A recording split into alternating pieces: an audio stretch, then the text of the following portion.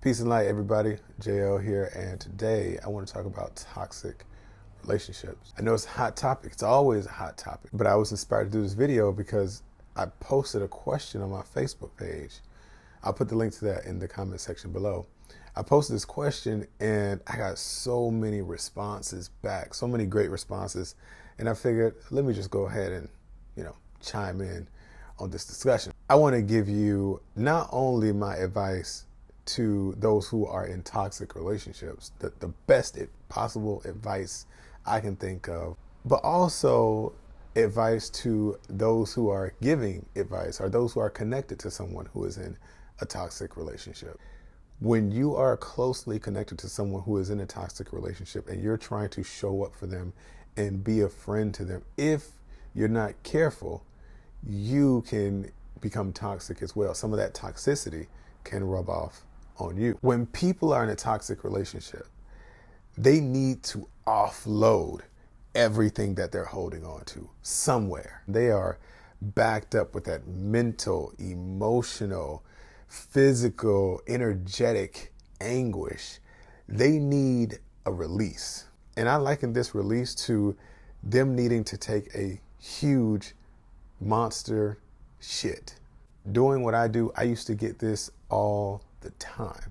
When I would see that a person in a toxic relationship was calling me, literally would envision them unbuckling their pants, backing up to take a shit all over me. And I would press accept and allow it because that's what a good friend does. And after they were done, they would say, "Thank you so much for allowing me to shit all over you.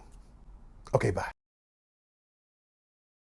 And then the next day I'd see them on Facebook in that same relationship talking about how much they love each other. Yeah, so while it's important for you to show up for your friends, it's really important for you to be a friend to yourself first. And if you allow people to shit all over you as they see fit, you'll find yourself frustrated and maybe even pretty toxic too. So here's two things that I do to avoid that altogether. Number one, I set a boundary beforehand. All of my friends know you got 15 minutes. They know this in advance before they even get into the relationship. You got 15 minutes to take your shit. That's my line. That's my boundary. And as soon as I pick up the phone, I let them know you got 15 minutes. Because no matter how good of a friend or good of a listener you are, you only got so much shit, so much of somebody else's shit that you can actually take. So that 15 minutes gives them a chance to get it all out, for me to give my thoughts, my response, and to get back to doing what I'm doing for myself. Another benefit of this is you won't feel resentment towards them that they're taking up so much of your time. And you won't feel angry or resentment towards them for not taking your advice, because guess what? They're not going to take your advice anyways. Number two, I do not answer the first call. How terrible of me, right? Wrong. Remember this, and this is important to remember. When people need to offload their toxicity, they're not really looking for advice. They're looking for a nice, soft, comfortable, secure cushion to take their verbal, emotional, and mental shit. So no, I don't take the first call. I give them a chance to make other calls, to try to find a toilet somewhere else so that I am not the one who has to be shit on, right? Because they just need to take it. It doesn't matter who it is or where it is. They just need to take it. And if after an hour they still haven't found someone, I will allow them to give that to me. By the time we actually get a chance to speak, I'm going to have realized one of two things. One, either they really, really needed to talk to me, or two, they just needed somewhere to offload and they found that, and I'm just getting the recap. Either way, I'm going to give them the same advice. And that's the advice that I'm going to give you right now. The best advice on what to do when you are in a toxic relationship. So the first thing that I want you to do is think about the relationships that you have, the connections that you have. And I want you to kind of visualize the ones that are causing you angst, the ones that are causing you pain, the toxic ones. Not just an intimate relationship, but any relationship that is harming you. I want you to think about that. And I want you to hold that relationship in your mind. Just hold that. Now ask yourself, why am I still here? Why am I still here? Yes, you're being mistreated. Yes, you have every right to say, well, what about what that person is doing to me? But the most important thing and the ultimate point is for you to come to an understanding as to why you're allowing it and why you're still there. We forget sometimes that the ultimate purpose of relationships are to be mirrors. You can't see your physical body without mirrors. And in the same way, you can't see your inner self without the people around you and your connections and the experiences that you have with them. And these people aren't just people, they're places. People are places. And you can tell where you are based on the people who you are allowing yourself to remain connected with. And this is why toxic relationships are important. Yes, they are important and they are necessary because they point to something inside of you. They expose you to a part of yourself that needs to be addressed, most likely a wound. And this is why it doesn't even matter if you manage to get away from a toxic relationship if you haven't dealt with that. You'll end up in another toxic relationship. You'll end up in a cycle of toxic relationships. Or even worse, you'll end up in a great, healthy relationship and you'll self-sabotage and then end up in another toxic relationship because you didn't deal with whatever it was that keeps you in those toxic relationships in the first place.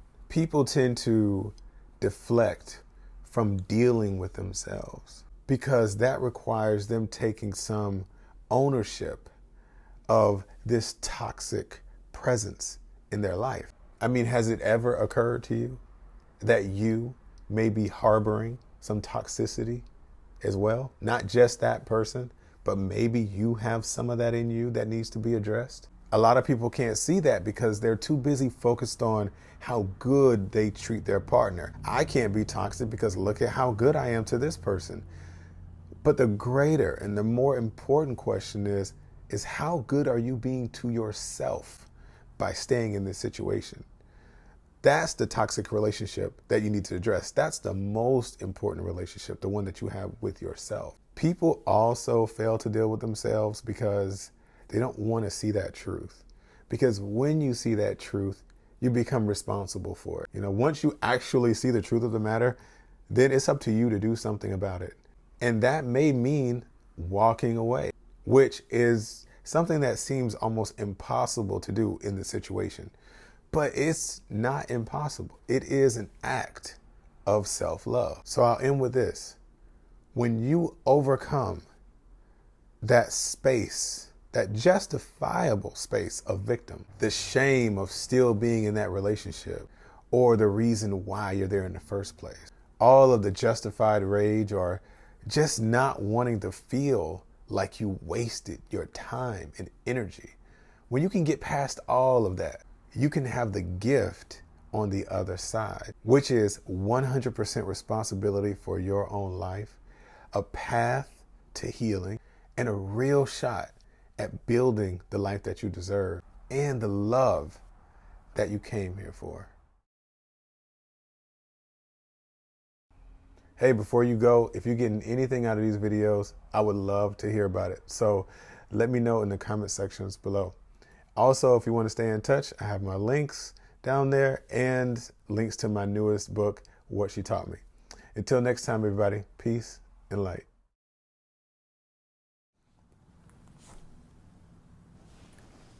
Now, safety is certainly important, but it's interesting what we will abandon for it, right?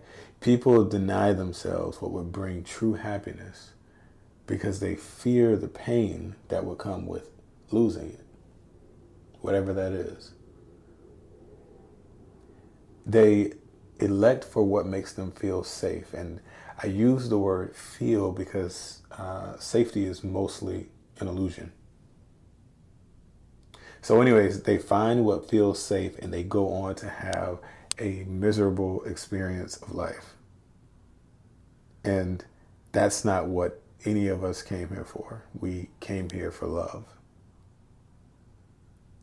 So to be truly happy, you're going to have to place yourself in a position to be utterly destroyed. That means you have to dare to love, surround yourself with it, and attach yourself to it in every meaningful way. Your closest friends, where you live, what you do for work, who you choose to be with for the rest of your life, they should all be devastating to lose. Because love is devastating to lose. But nothing could be more regrettable than living a safe, loveless, unhappy life. Nothing.